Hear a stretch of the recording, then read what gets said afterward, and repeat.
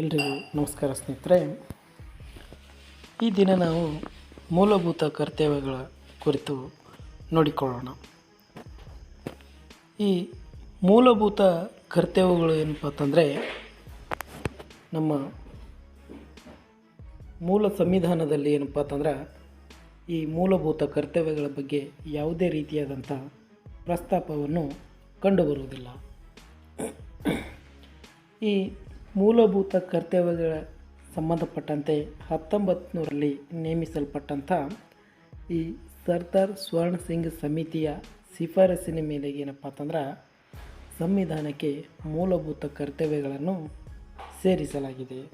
ಸ್ನೇಹಿತರೆ, ಈ ಸರ್ದಾರ್ ಸ್ವರ್ಣ ಸಿಂಗ್ ಅವರು ಏನಪ್ಪ ಅಂತಂದರೆ ಕೇಂದ್ರ ಸರ್ಕಾರದಲ್ಲಿ ಕ್ಯಾಬಿನೆಟ್ ಸಚಿವರಾಗಿದ್ದು, ಇವರು ಸಂವಿಧಾನಕ್ಕೆ ಸುಮಾರು 8 ಮೂಲಭೂತ ಕರ್ತವ್ಯಗಳನ್ನು ಸೇರ್ಪಡೆ ಮಾಡಬೇಕೆಂದು ಶಿಫಾರಸು ಮಾಡಿದರು.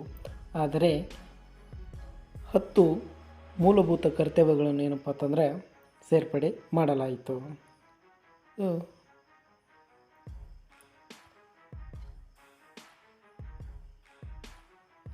1976ರಲ್ಲಿ ಏನಪ್ಪ ಅಂತಂದ್ರೆ 42ನೇ ತಿದ್ದುಪಡಿಯ ಮೂಲಕ ಒಟ್ಟು ಏನಪ್ಪ ಅಂತಂದ್ರೆ 10 ಮೂಲಭೂತ ಕರ್ತವ್ಯಗಳನ್ನು ಸಂವಿಧಾನಕ್ಕೆ ಸೇರ್ಪಡೆ ಮಾಡಲಾಯಿತು.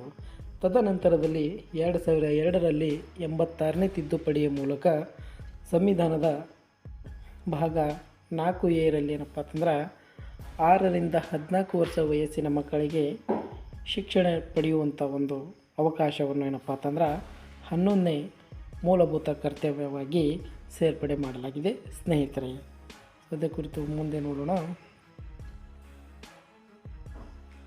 ಇಲ್ಲಿ ರಾಜ್ಯ ನಿರ್ದೇಶಕ ತತ್ವಗಳಂತೆ ಈ ಮೂಲಭೂತ ಕರ್ತವ್ಯಗಳು ಕೂಡ ಏನಪ್ಪ ಅಂತಂದ್ರೆ ನ್ಯಾಯರಕ್ಷಿತವಾದವುಗಳಾಗಿರುವುದಿಲ್ಲ. ಇವುಗಳನ್ನೇನಪ್ಪ ಅಂತಂದ್ರೆ ಸಂಸತ್ತು ಏನಪ್ಪ ಅಂತಂದ್ರೆ ಸೂಕ್ತ ಶಾಸನ ಮೂಲಕ ಮೂಲಭೂತ ಕರ್ತವ್ಯಗಳನ್ನು ಏನು ಮಾಡ್ಲಿಕ್ಕೆ ಬರ್ತಪ್ಪ ಅಂತಂದ್ರೆ ಅನುಷ್ಠಾನಗೊಳಿಸಬಹುದಾಗಿರುತ್ತದೆ. ಸೊ ಇದಿಷ್ಟೇನಪ್ಪ ಅಂತಂದ್ರೆ ಮೂಲಭೂತ ಕರ್ತವ್ಯಗಳ ಕುರಿತು ನೋಡಿಕೊಂಡಿದ್ದೇವೆ.